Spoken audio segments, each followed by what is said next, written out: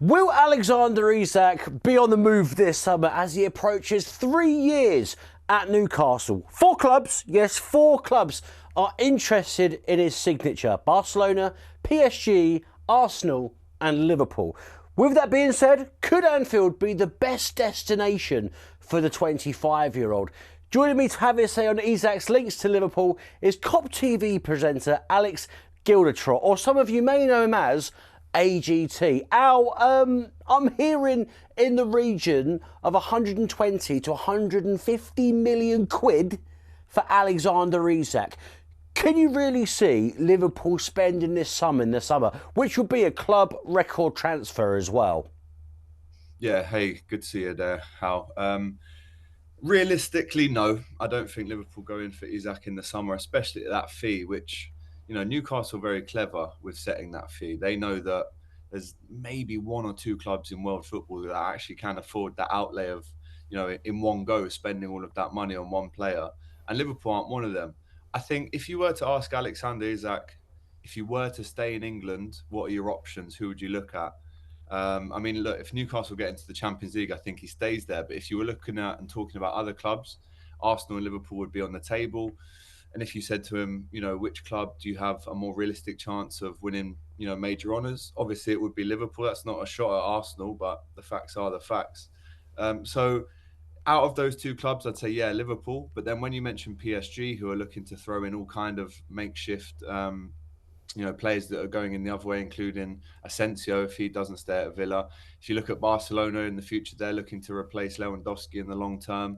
So I think they're probably more realistic options. I just can't see Liverpool spending that money on one player. Yes, I know there was an alleged £115 million bid for Caicedo last summer, which obviously never got accepted in the end. But Liverpool would have to sell players first to even consider bringing in Isak, and even then, I just can't see them outlaying that much money. My money would probably go on PSG. I know Barcelona financially they're all bit all over the place, but yeah, I mean, I just can't see him going to Arsenal or Liverpool. I think there's actually more chance of him staying at Newcastle than going to those clubs. If it were to happen, though, and you mentioned it there as well, which players do you think would be let go if you were to bring in Alexander Isak? Because if you look at it, mate, there's no way that you're getting rid of Gravenberg. There's no way you're getting rid of Szoboszlai, McAllister as well. Trent could be potentially leaving on a free. Salah could be leaving on a free. And you still got Van Dijk as well. But how are you going to free up that money? Is it selling multiple players like a Darwin Nunez and maybe a Diego Jota as well? Yeah, those are the 2 players that I would have in mind. But once again, is this a realistic thing to bring in a player who, let's not forget, he is injury prone? I mean, if money was no option and Liverpool threw 150 million at Isak, then great, right? But currently, he doesn't have the best injury record. Ask any Newcastle fan. The time spent away from the pitch from Callum Wilson and Isak over the last 2 to 3 years is monumental. So one, I don't think it's even, a realistic, but we'll speak about it hypothetically. And I think if you were to load off Darwin Nunez, he's probably valued at around £60 million right now. Diogo Jota, another person who is very injury prone. And why would you want to replace an injury prone striker with another one? But if you did add up the totals for those 2 players, you may be looking at around 120 mark between them both. Um, and I know Arsenal fans are very keen to see Isak through the door as well. But like I said earlier, Newcastle have been very clever. Slapping that fee down is a big stay away sign to every club that are interested in Isak. So, yeah, I mean, it would be strikers going out the door to bring a striker in. It definitely wouldn't be one of the midfielders or the defenders. And if they were to whack down 150 mil, then where does that leave Mo Salah? I can't see a world in which Liverpool re-sign Van Dijk, Mo Salah, and Trent, and then spend 150 million. I'm trying to just be realistic here, and maybe the club are already looking at other strikers in the summer to bring in, but I can't see Isak leaving northeast for northwest. I just can't see it. But if you had to choose between Liverpool and Arsenal, Yeah. surely Liverpool would be the more attractive destination than going to the Emirates, no?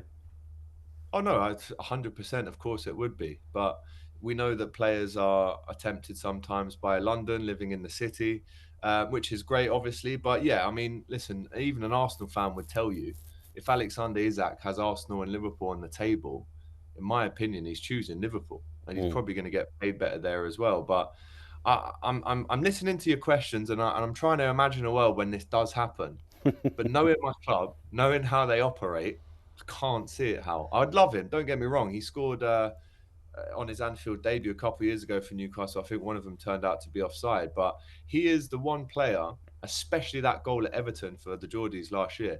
He's the one player that, as a football fan who grew up watching Thierry Henry, that I can put him in the same kind of style. Maybe not. Listen, no one's as good as Thierry Henry, but in terms of a style, he's got that height, he's got that finesse, he's got really Mm. great feet for a tall fella. It's playing off the Um, last defender as well. He's one of the best at beating the offside trap and getting Rarely through on the offside. last defender. Rarely His runs are offside. sensational.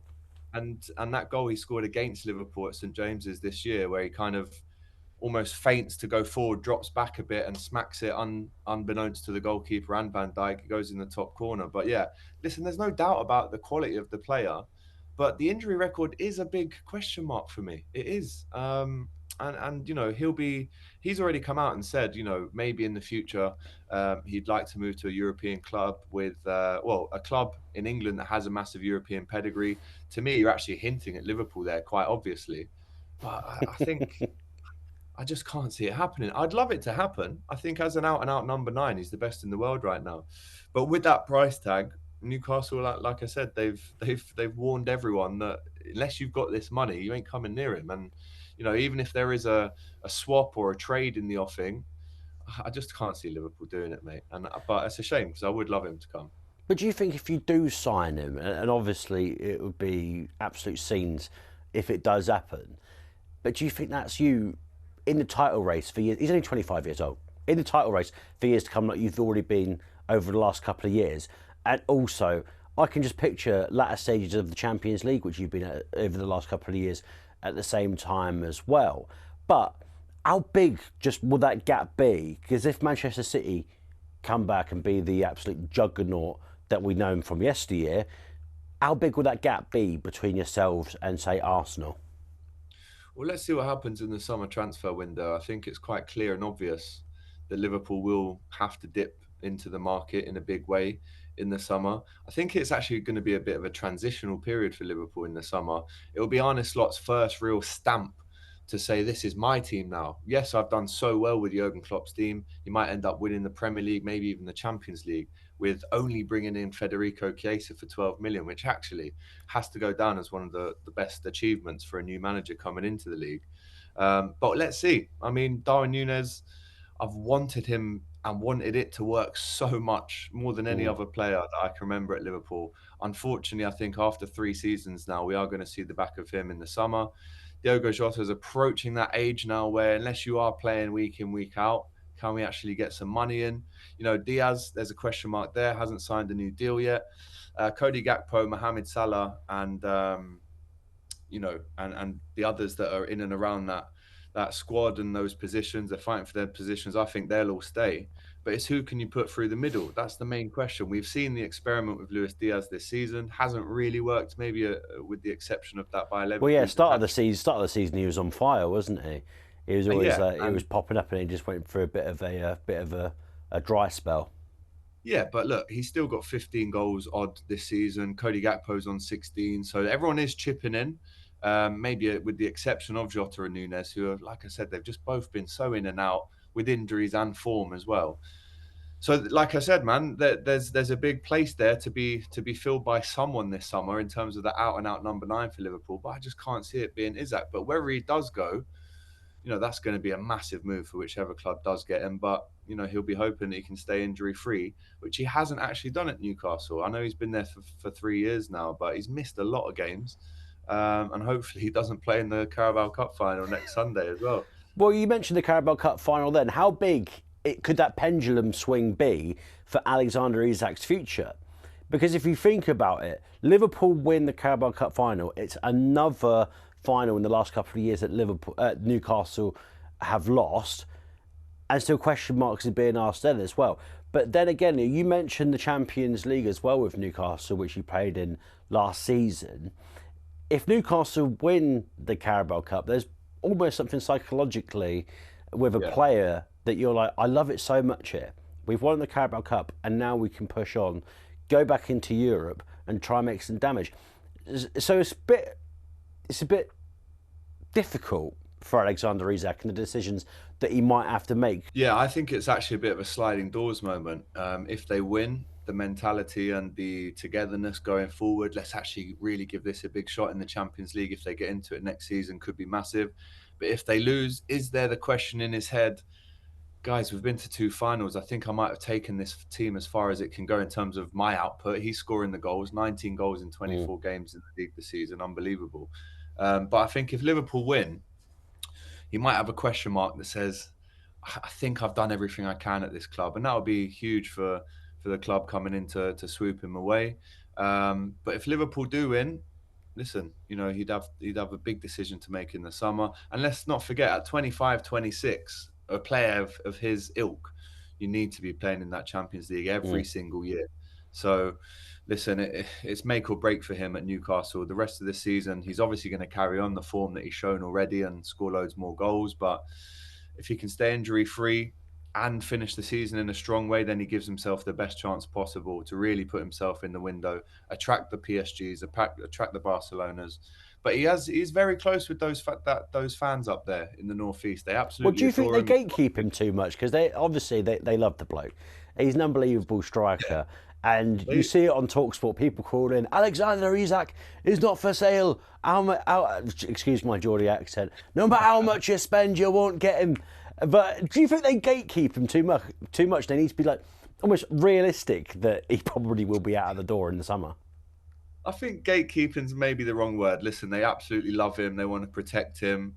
They want to understand that if anyone does try an offer, it's got to be the right one. I don't think they're saying he's definitely never going into any other football club. If the right deal comes through the door, every dog has his day, every man has a price. Yeah. He will leave. But I have been laughing a little bit at whenever Arsenal go up there and they seem to win, it's always whenever Isak plays Newcastle, it's always an audition, right, to go to Arsenal and let them think that because They're cute. They're cute, aren't they? All of them, not they're cute. Honestly, big up Robbie and that, and Cecil, but they are not getting Isak. They will not be able to afford him. And if they wanted Isak, if they could afford him, they'd already have him.